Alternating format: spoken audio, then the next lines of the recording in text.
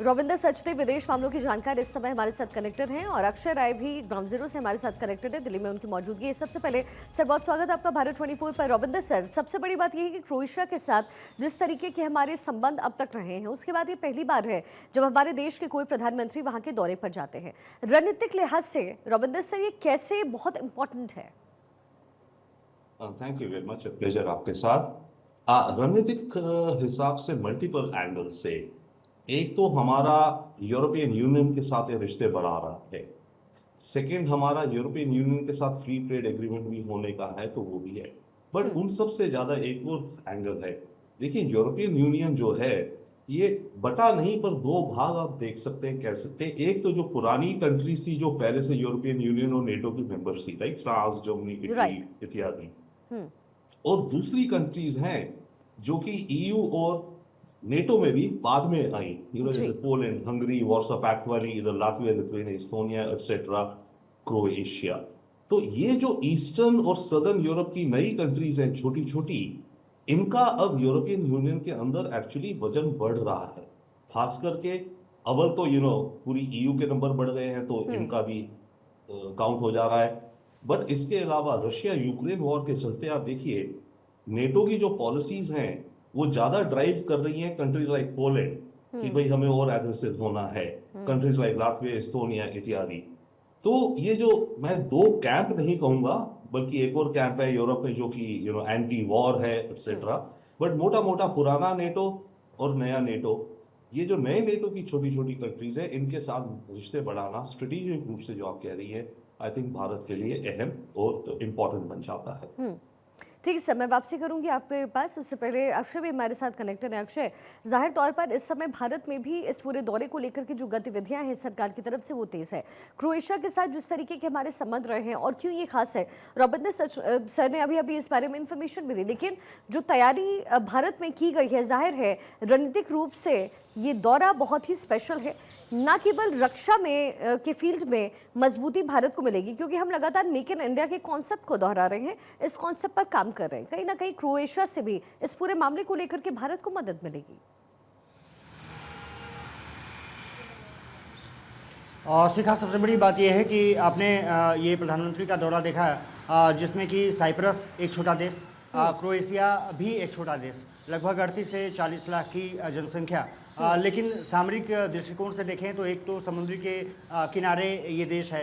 Yugoslavia से लगभग 1991 में अलग हुआ, युद्ध वहाँ पर छिड़ा, और उसके बाद यूरोपियन यूनियन ने इसको मान्यता दी अलग देश के रूप में भी। कह सकते हैं कि यूनाइटेड नेशंस में भी जिस तरह से इसकी भूमिका रही है, भारत का पक्षधर रहा है। इसके बावजूद भी कि अभी तक भारत का कोई प्रधानमंत्री क्रोएशिया नहीं पहुंचा था, प्रधानमंत्री नरेंद्र मोदी पहुंच रहे हैं। ये माना जा रहा है कि 17,000 से ज़्यादा भारतीय अप्रवासी भारतीय क्रोएशिया में रहते हैं, और वो जो भारतीय डायस्पोरा है क्रोएशिया के डेवलपमेंट में बहुत बड़ा योगदान दे रहा है। आने वाले समय में ये माना जा रहा है कि प्रधानमंत्री नरेंद्र मोदी के दौरे के बाद क्रोएशिया से जो व्यापारिक चीज़ें हैं वो आगे बढ़ेंगी, साथ ही साथ डिफेंस में भी मदद मिल सकती है, खास करके समुद्री रक्षा को लेकर के, क्योंकि समुद्र के किनारे है।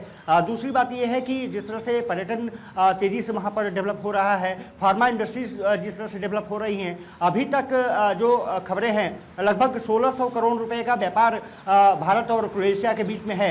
लेकिन आने वाले समय में आप देखिएगा कि इसकी रफ्तार और तेज़ गति से बढ़ेगी। ये माना जा रहा है कि जो आंद्रेज प्लेनकोविच हैं, जो वहाँ के प्रधानमंत्री हैं, उनसे बैठक होनी है। वहाँ के राष्ट्रपति जोरोन के साथ प्रधानमंत्री नरेंद्र मोदी बैठक करने जा रहे हैं।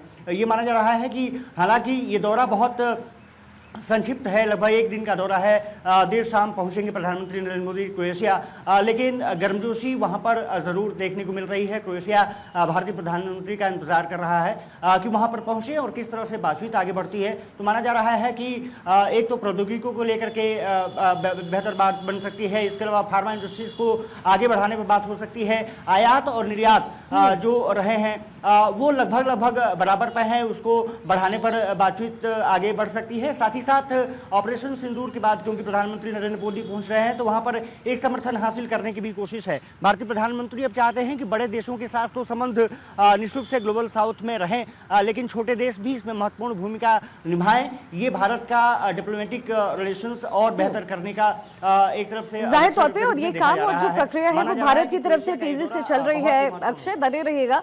रविंद्र सर, अगर सारे रणनीतिक और सामरिक रूप से देखें तो इससे पहले जो 2 और कंट्रीज के दौरे पर रहे, और सबसे बड़ी बात यह है कि कनाडा में मौजूदगी होना, वो कनाडा जो भारत के खिलाफ इस तरीके से रहा, फिर सरकार बदली है, तो कनाडा के साथ जो रिश्ते हैं उसमें कितनी मजबूती आएगी? और सर अगर संदेश के लिहाज से देखें, क्योंकि डोनाल्ड ट्रंप भी G7 का हिस्सा है, अमेरिका हिस्सा है, लेकिन प्रधानमंत्री मोदी से उनकी मुलाकात वहां हो नहीं पाई, वहीं दूसरी तरफ डोनाल्ड ट्रंप मुनीर से मुलाकात कर रहे हैं, इसके क्या मायने हैं?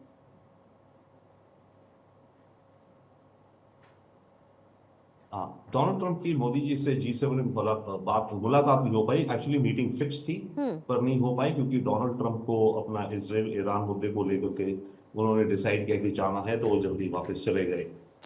तो वो तो वहां बात रही। जहां तक रही बात असीम मुनीर की, एक्चुअली इसमें मुझे जो दिखता है, पाकिस्तान अपना ज्योग्राफी कार्ड खेल रहा है। मुनीर का आज लंच है ट्रंप के साथ। अब बात यह कि ट्रंप क्यों लंच होस्ट कर रहे हैं, मीटिंग कर रहे हैं मुनीर के साथ। पाकिस्तान क्या ऑफर करेगा अमेरिका को, राइट?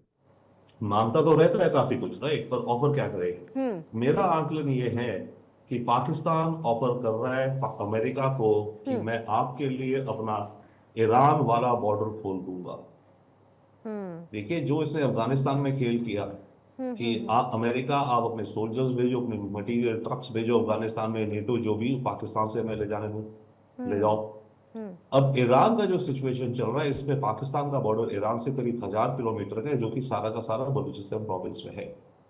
तो मुनीर ये ऑफर कर सकते हैं, जो मुझे दिख रहा है, अमेरिका आपको और इजराइल को अपने कुछ स्पेशल एजेंट मोसाड भेजने हो, यहां से हम उन्हें ईरान में जाने देंगे। आपको कुछ रॉकेट लॉन्चर्स, ग्रेनेड्स वगैरह भेजने हो, क्योंकि ईरान के अंदर जो साउथ बलूचिस्तान जो ईरान का है, वहां भी ईरान की सरकार के खिलाफ इंसर्जेंसी चल रही है। अब इनका मुद्दा है कि तख्ता पलट कराना इस्लाम की, ईरान की रजीम है, जो भी है, ईरान में मुश्किलें पैदा करना। तो वैसे में अगर ये फ्रंट खोल देता है और अमेरिका ले लेता है, चाहे ये बात पब्लिक नहीं भी करेंगे ये लोग, राइट, प्राइवेट डील पीछे हो गई चुपचाप।